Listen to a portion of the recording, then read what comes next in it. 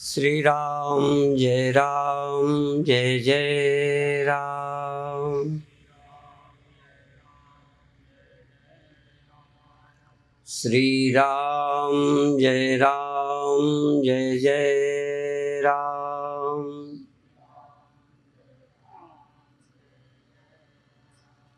श्री राम जय जय राम।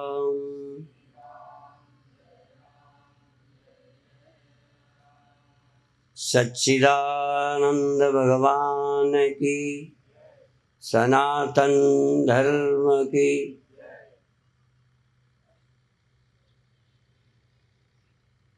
नदियाँ समझ में आए ना आए सागर से निकलती हैं। समझ में नहीं आता, पर सागर से मानसून बनता है, वर्षा होती है, वह नदियाँ बन जाता है।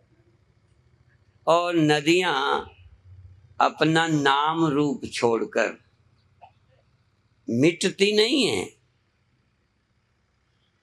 नदियाँ खत्म नहीं होती, पर जब नदी शब्द की दृष्टि से देखेंगे तो खत्म होती। सच्चाई ये है कि नदी अपना नाम और रूप छोड़ती है। नाम और रूप छोड़कर सागर का नाम और रूप प्राप्त कर लेती है। क्षर अक्षर के रूप में जीव क्षर है, ईश्वर अक्षर है।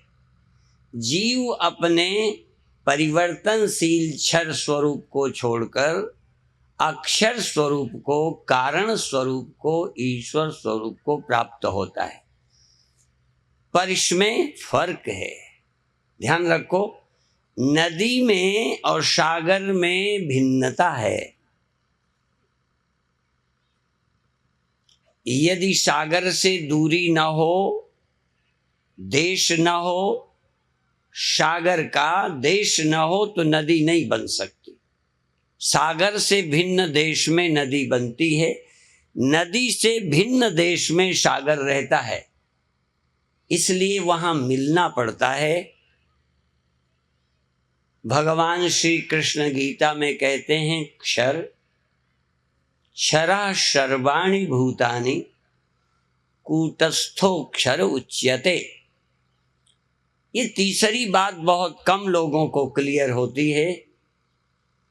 भगवान कहते हैं, क्षरा सर्वाणि भूतानि कूटस्थो क्षर उच्यते उत्तमः पुरुषस्त्वन्यः परमात्मेत्युदाहृतः। परमात्मा इन दोनों से भिन्न है। उत्तमः पुरुषस्त्वन्यः, न वो क्षर है न वो अक्षर है, या एक साथ ही क्षर अक्षर दोनों है। तो क्षरा सर्वाणि भूतानि कूटस्थोक्षर उच्यते उत्तमा पुरुषस्त्वन्यः परमात्मेत्युदाहृतः। फिर क्या करना है? परमात्मा क्या है? अतोष्मि लोके वेदे च प्रथितः पुरुषोत्तमः। सागर जहाँ है वहाँ नदी नहीं है, वहाँ नदी नाम नहीं है। जहाँ नदी नाम है वहाँ सागर नाम नहीं है। पर एक तीसरा है जिसका नाम जल्दी लोग नहीं ले पाते, वो है जल। जल नदी में भी है, सागर में है, और वही वास्तविक है। नदी भी झूठी है, सागर भी झूठा ही है। यद्यपि नदी क्षर लगती है, सागर अक्षर लगता है, पर पानी निरक्षर पुरुषोत्तम है, परम सत्य है।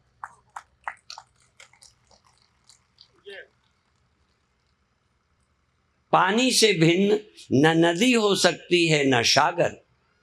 उत्तमः पुरुषस्त्वन्यः परमात्मेत्युदाहृतः यो लोकत्रयमाविश्य विभर्तव्य ईश्वर।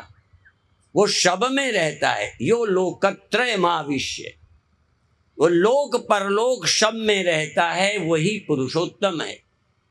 कुछ लोक में रहते हैं, कुछ परलोक में रहते हैं। लोक में जीव रहता है, परलोक में कारण ईश्वर। पर पुरुषोत्तम कहाँ रहता है? पुरुषोत्तम से जगह कोई खाली नहीं है, वो लोक परलोक दोनों में रहता है। उसको पाना हो तो लोक में भी मिल जाएगा, परलोक में भी मिल जाएगा। पानी को मिलने के लिए नदी को जाना नहीं है, ध्यान रखो। सागर को मिलने के लिए जाना है, सागर को नदी बनने के लिए कुछ करना है, निकलना है उससे, कुछ भाप बन के मानसून बन के निकलेगा। पानी कहाँ नहीं रहता, जो सब जगह रहता है वो ब्रह्म है। यह जीव कार्य जगत में रहता है, यह जीव कारण जगत में रहता है। कार्य कारण से अतीत सत्य को पाकर इसका संकल्प खत्म हो जाता है यहाँ और वहाँ का। और इसीलिए भगवान कृष्ण और एक जगह कहते हैं, समझने का है, एक जगह कहते हैं अप्राप्य माम निवर्तन्ते। जो सागर में जाता है वो लौट आता है, सागर में गया लौट आता है।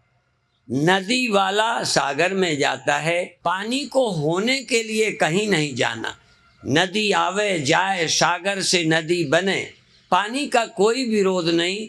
पानी को न कहीं जाना है न कुछ होना है, वो तो पानी पानी ही है। यह दृष्टि ब्रह्मज्ञानी की है। ब्रह्मज्ञानी को कहीं मिलने नहीं जाना, जहाँ है यहाँ भी वही है, मिल जाता है तब भी वही है, बिछुड़ता दिखता है तब भी वही है। जिसको ये पता चल जाता है वह कार्य कारण से अतीत सत्य का अनुभव कर लेता है। उसे मिलने और बिछुड़ने का ख्याल समाप्त हो जाता है। और उसी को कहा यद गत्वा न निवर्तन्ते। सागर में जाके लौटता है, नदी बनता है, नदी बन करके लौटता है, सागर में जाता है। पर यद गत्वा न निवर्तन्ते, या यूं कहो यज ज्ञात्वा न निवर्तन्ते, यज ज्ञात्वा मृतमश्नुते। जिसको जानकर, जिसको पाकर होने का, जाने का ख्याल मिट जाता है, वो सदा ही वो है। इसलिए ब्रह्मज्ञानी का कर्तव्य नहीं रह जाता। तस्य कार्यम न विद्यते।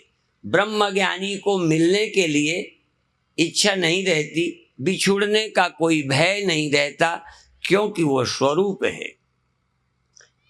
भले कारण रूप है या कार्य रूप है, कारण में गया लौट आता है। अप्राप्य माम निवर्तन्ते। सागर में जाके भी लौटती हैं नदियां। यदि सागर से नदियां न लौटती तो नदियां बन ही नहीं सकती। आपको आश्चर्य होगा, कारण से लौट आता है। कल मैंने यही बात कही थी, मृत्यु से भी, महाप्रलय से भी जीव लौट आते हैं और फिर ये महाप्रलय में वापस जाते हैं। ये चक्र चलता रहता है कार्य और कारण का।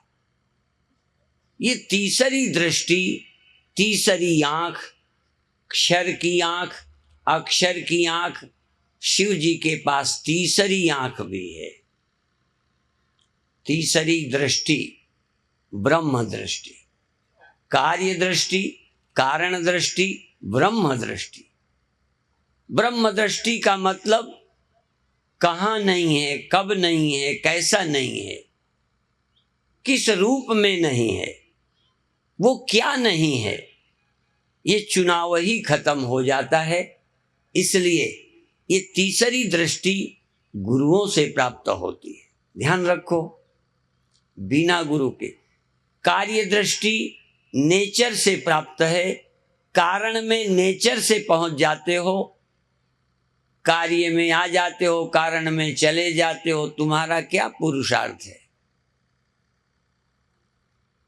एक बच्चा जवान हो जाता है और कहे मैं जवान होने की बड़ी कोशिश की है, यद्यपि जवान होने की तुम्हें इच्छा तो थी, ये हमें मालूम है, बच्चे से बड़े होने की इच्छा थी। इच्छा से बड़े हो गए हो कि नेचर से बड़े हो गए, ये आप बता दो। आप इच्छा न करते, कोशिश नहीं करते तो बच्चे से जवान ना होते। एक जगह तुमने कोशिश की है पर हो गए हो नेचर से, दूसरी जगह कोशिश नहीं की, विरोध किया है पर हो गए हो। बूढ़े होने की भी कोशिश कोई करता है? भौंडसी के लोग तो बूढ़े होने की भी कोशिश करते होंगे और हो जाते हो। एक जगह कोशिश करना चाहा है, हुए अपने आप हो। मूर्खता ये है कि जवान मैं बना हूं, तुम बने हो, बनाए गए हो, स्वाभाविक। बूढ़ा होने की कोशिश नहीं की, बल्कि बूढ़े ना होने की बड़ी कोशिश की है। कोशिश करते रहे, बूढ़े न होने की, हो गए। तो ये तो यंत्रवत है, यंत्रारूढ़ानी माया, कार्य कारण की गति चक्र, ये तो यंत्रवत चलता है। इस यंत्र से पार होना, जागृत स्वप्न सुषुप्ति, ये गुण तो चक्कर लगाते हैं। जागृत वाला सुषुप्ति में न जाए तो हम चेला बने, और सुषुप्ति वाला जागे नहीं तो चेला बने। मरा हुआ न जन्मे, जन्मा हुआ न मरे तो हम जाने। जातस्य ध्रुवोर मृत्युर ध्रुवम जन्म मृतस्य च तस्माद अपरिहार्यर्थे न तुम सोची तुम रहसी। ये तो अपरिहार्य है, तो हो ही जाएगा, इसमें तेरे करने का क्या है? कहन फिर तुझे क्या करना है? तुझे करना क्या है? कहन बस सत्संग कर। सत्संग के अलावा इस चक्र से छूटेगा नहीं। तू चाहता है मैं जगूंगा, सो जाता है, पर न चाहे तब भी जग जाएगा।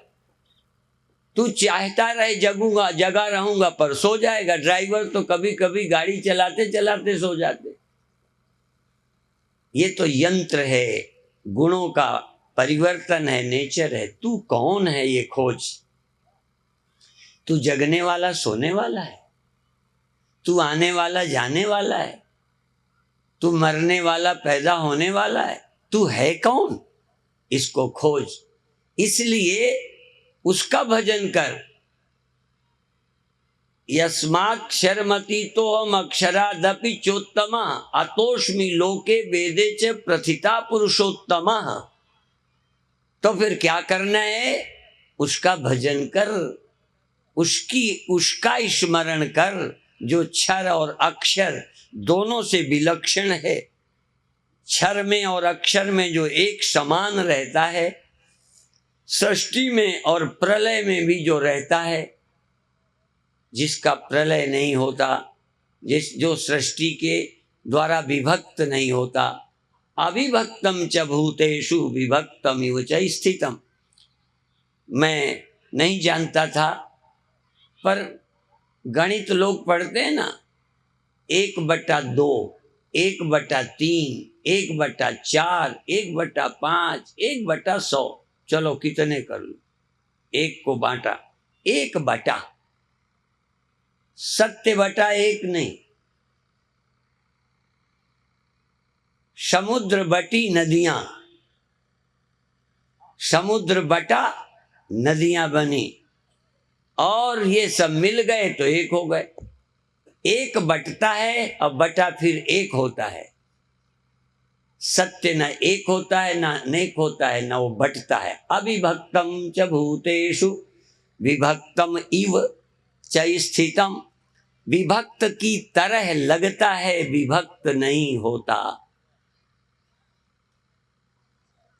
सत्य कभी विभक्त नहीं होता। इसलिए सत्य बटा 2, सत्य बटा 3, अस्तित्व बटा 2, अस्तित्व बटा 3, अस्तित्व बटा 4। 1 को बांटा 1, पर अस्तित्व को आप 1 मत कहो, अस्तित्व को आप अनेक मत कहो। अस्तित्व में ही 1 भी है और अनेक भी है। अस्तित्व में ही 1 रहता है। अस्तित्व ना हो तो 1 क्या है? अस्तित्व ना हो तो अनेक क्या है? उस अस्तित्व का नाम ब्रह्म है।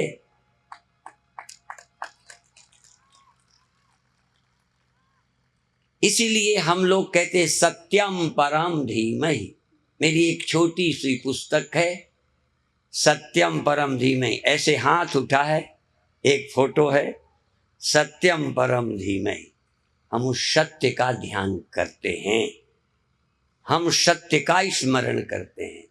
हमारे यहाँ भगवान का नाम सत्यनारायण है। पहले हम सत्यनारायण ही ज्यादा जानते थे, सुना करते। सत्यनारायण है, सत्य परमात्मा है, सत्य का ही नाम।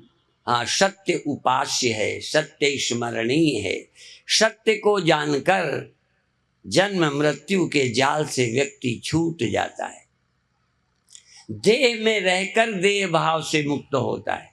घट में रहकर जो घट नहीं है, हाँ, घट के रूप में, घड़े के नाम रूप में भी जो नाम रूप से विमुक्त है, उसे पृथ्वी में मिलकर नाम रूप से मुक्त होता है। ये इंद्रिय दृष्टि वाले, आंख से देखने वाले को नाम रूप दिखता है, और नाम रूप जब नहीं दिखता घड़े का, तब वो कहते हैं मिट्टी में मिल गया। हम कहेंगे जब नाम रूप नहीं रहता तो वो पृथ्वी में मिल गया, वो पृथ्वी नाम रूप को प्राप्त हो गया। हम फिर कहेंगे नाम और रूप पृथ्वी नाम से भी, पृथ्वी के बड़े आकार से भी, और छोटे घड़े के नाम से और घड़े के रूप से, दोनों से विमुक्त हो जाए, वो मिट्टी है। और उसको प्रयत्न से नहीं, करके नहीं, करके घड़े का नाम रूप दिया जाता है, और घड़े का नाम रूप मिटाया जाता है। मिट्टी का नाम रूप, देखो मिट्टी को मिट्टी कभी ना बनाया जाता है, ना बनाया जाएगा, वो तो है ही। जीव को कहीं लीन होना पड़ता है, उससे फिर निकलता है। इसमें एक क्रिया है, एक प्रक्रिया है, एक प्रकृति है। आपको ब्रह्म होने के लिए कोई कर्तव्य नहीं है। मेरे गुरुदेव कहते थे, जैसे पूज्य स्वामी परमात्मानंद जी और कई लोग मेरा नाम नहीं लेते, ऐसे मैं भी मेरे गुरुदेव कह देता हूं। मेरे गुरुदेव कहते थे, उंगली को उंगली में मिलने में देर है, पर देर नहीं बोलते थे, झेल बोलते थे। लेकिन हमको परमात्मा होने में देर नहीं है। ये कैसे समझोगे? ये अभी आपको आश्चर्य लग रहा होगा।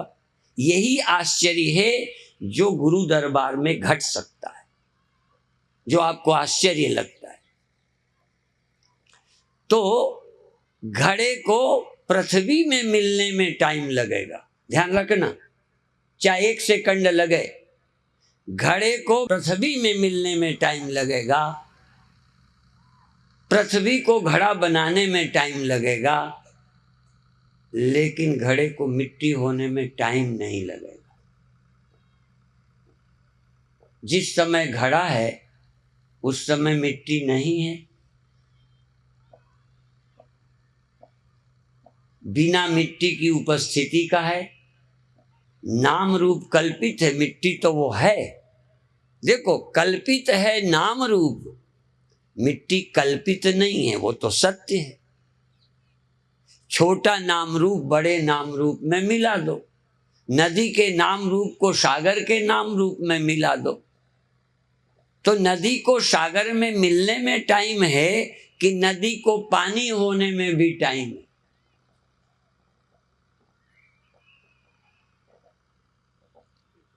जिनकी दृष्टि कार्य प्रधान है, उनको कहीं मिलना है, कहीं जाना है। जो कार्य कारण की उपाधि का बाध करके देखते हैं, उन्हें न कहीं आना है, न कहीं जाना है, न किसी को मिलना है, वो तो हैं ही वही। यह है वेदांत की दृष्टि।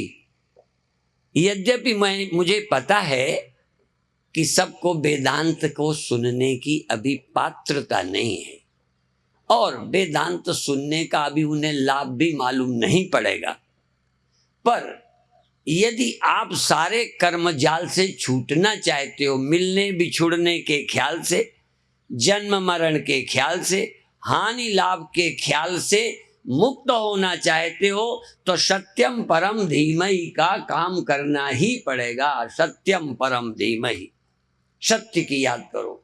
परमात्मा की याद ही मुक्ति है। परमात्मा की याद, उसके लिए जाने का नहीं है। परमात्मा में, जैसा तुम कहते हो सागर में जाने के लिए ज्ञान की जरूरत नहीं है।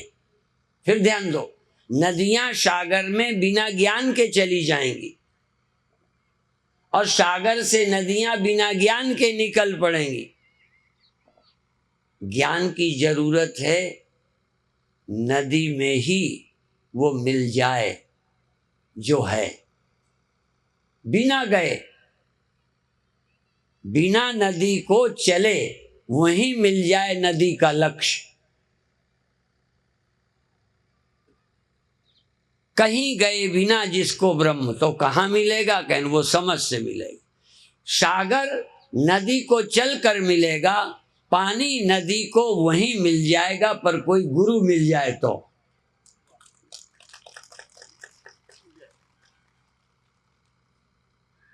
बिना गुरु के, इसीलिए कल ये बात कही गई थी, हो सकता है गुरु मिल जाने पर भी नदी को समझ ना आए, क्योंकि वो नाम रूप का इतना बंधन है कि मैं छोटी हूं, वो ऐसी है। पानी होने का ख्याल ही नहीं आता। उपाधि में बंधे हुए व्यक्ति को निरुपाधिक सत्य का ख्याल नहीं आता, समझ नहीं आता। देहाभिमाने गलिते, देह के नष्ट होने पर नहीं, घड़े के फूटने पर जो समझते हैं मिट्टी होती है, वह भी अभी कार्य उपाधि में बंधे हैं। कार्य उपाधि के कारण उन्हें लगता है घड़ा मिट जाए तब मिट्टी होगा। ऐसा तो एक मूर्ख भी मान जाएगा। देखो, एक बच्चे को लाओ, मैं गीली मिट्टी का शकोरा बना दूं, फिर पूछूं, वो कहेगा शकोरा है, मैं उसे मिला दूं, कहना मिट्टी में मिल गया। ये इंद्रिय दृष्टि प्रधान, माया दृष्टि की प्रधानता से यह घड़ा है और फिर मिट्टी हो गया, मिल गया, जब फूट गया तब हो गया। पर दृष्टि क्या है? समझ कि हम घड़े को तोड़ेंगे नहीं। नाम रूप रहते, नाम रूप झूठा है, नाम रूप का बाध करके नाम रूपाद विमुच्य, नाम रूपाद विमुच्यते। नाम रूप को छोड़कर, कहाँ छोड़कर? कहीं बहा दें? नहीं, नाम रूप को मिथ्या जानकर नाम रूप में विद्यमान सत्य उसी समय है, उसको तोड़ने फोड़ने की जरूरत नहीं है। ब्रह्म के पाने के लिए कबाइत की जरूरत नहीं है, पर बुद्धि की बहुत जरूरत है। जो इंद्रियों के द्वारा, मन द्वारा अनुभवों से लदे पड़े हैं, जो आंखों की प्रधानता से ही देखते हैं घड़ा, आंखों की प्रधानता से रूप, जरा आंखों की प्रधानता से, बुद्धि की प्रधानता से देखो कि उस घड़े में कौन है, और वो पैदा हुई है, वो छोटी या बड़ी है, वो मर जाएगी, वो कितने दिनों की है, उसे देखो जो केवल बुद्धि से दिखता है। आज मैं देख रहा था गीता, पर वो आनंद के लिए था, बुद्धिग्राह्यम अतीन्द्रियम। अब देखो, बुद्धिग्राह्य कहा और अतीन्द्रिय कहा। इंद्रिय ग्राह्य घड़ा है, इंद्रिय ग्राह्य घड़ा है, बुद्धिग्राह्य मिट्टी है। इसलिए छोटे बच्चे को यदि हम समझाना चाहें कि अभी मिट्टी है, तो कहेगा नहीं, अभी घड़ा है। घड़ा तोड़ देंगे तो बच्चा भी मानेगा, हाँ अब मिट्टी है। बच्चों के पास इंद्रिय प्रधान बुद्धि है, आहा, ज्ञानी के पास बुद्धि प्रधान इंद्रियां हैं। वो इंद्रियों से भी, ये जग हर का रूप है, हर रूप नजर ही आया, कई बुद्धि से देखकर, इंद्रियों से, जो बुद्धि में है वो इंद्रियों से देखते हैं, और कई जो इंद्रियों में है वो बुद्धि से देखते हैं। बड़ा फर्क है। इसीलिए एक बात और ध्यान दीजिए, थोड़ा धर्म दृष्टि से समझ में आ जाएगा। आपकी इन्हीं आंखों से, आपकी एक बेटी आपको बेटी दिखती है, इन आंखों से, इन्हीं आंखों से एक बेटे को उसको बहन दिखती है। बेटी वही, आंखें तो वही है, पर बुद्धि दूसरी है, या कहो संस्कार दूसरा है। इसलिए वो एक को बहन, एक को बेटी दिखती है। और भी बता दूं, चाहे बेटी सयानी हो जाए तब भी बाप की तो बेटी ही, सयानी है तब भी भाई की तो बहन है। और संस्कार बस वो किसी को अपनी पत्नी दिखती है। तुम्हारी बहन किसी की पत्नी तो नहीं दिखती, तुम्हारी मां किसी की पत्नी तो नहीं है। तुम्हारे पिता को तुम्हारी मां क्या दिखती है? मां। आंखों से क्या देखते हो? संस्कार। अभी तो ये मोटी धर्म की दृष्टि से बता रहा हूं, इसलिए ये भी कहता हूं, इंद्रिय दृष्टि से पशु जीते हैं, धर्म दृष्टि से मनुष्य जीता है। धर्म दृष्टि से मनुष्य देखता है, तत्व दृष्टि से कोई ज्ञानी देखता है।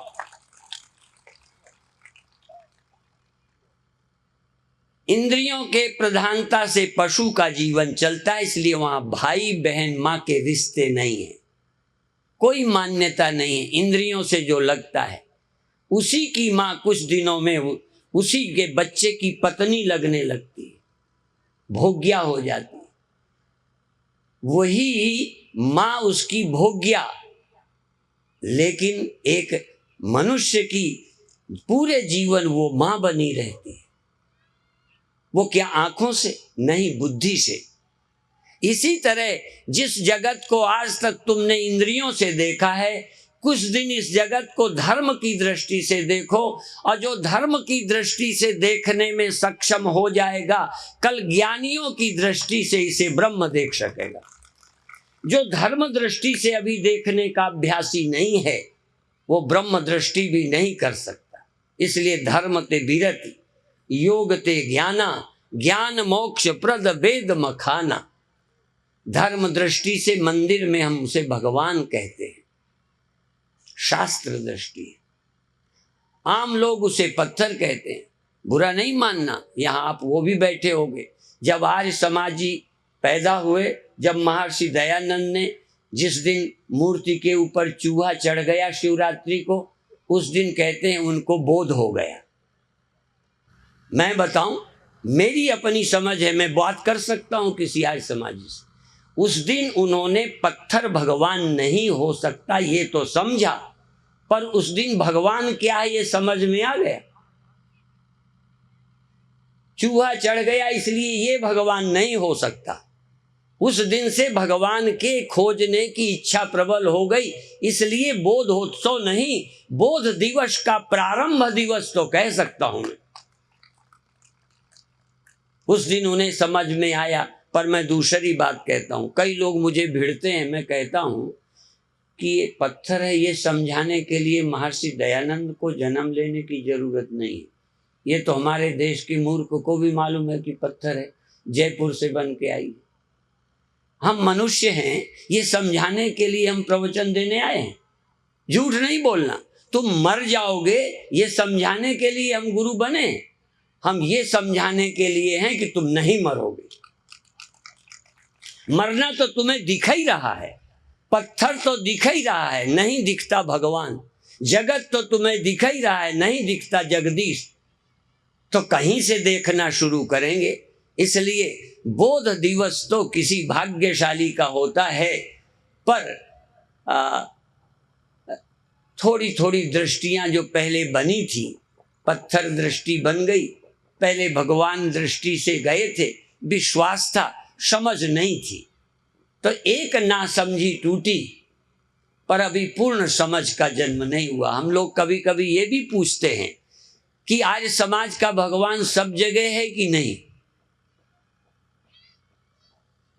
यदि सब जगह रहने वाले भगवान के लिए आर्य समाज मंदिर बना सकता है तो सनातन धर्म ने मंदिर बना लिया तो क्या होगा।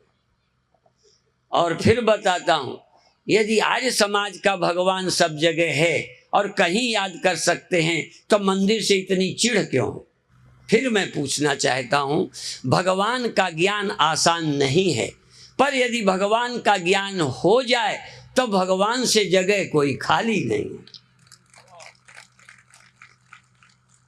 यो माम पश्यति सर्वत्र सर्वम च मयि पश्यति तस्याहम न प्रणश्यामि सच में न प्रणश्यति। आर्य समाज को आर्य समाज मंदिर में भगवान की उपासना करने में, ध्यान करने में कोई बाधा नहीं, पर मंदिर के पास बैठने में जरा बाधा है। क्या मतलब? सब जगह भगवान देख सकता है, यदि किसी गुरु में भी भगवान दिखाई पड़ जाए तो हर्ज क्या है। इसलिए उस परमात्मा को हम सब में देखने की कोशिश करें। कल आपको पता है प्रातःकाल योग की क्लास न लग के, यूँ तो 10 बजे विशेष शुरू होगा, पर 9:30 बजे मानिए कुछ कीर्तन भजन अच्छे जो आज अभी बीच में सुने, कल पहले सुनने को मिलेंगे। फिर 10 बजे से संतों का आशीर्वाद प्रवचन होगा। पूज्य महाराज जी का श्रद्धांजलि दिवस भी मान लीजिए, और उनकी श्रद्धांजलि देखो, उनकी श्रद्धा तो उनके रहते हमारी थी, उनके शरीर न रहने पर है।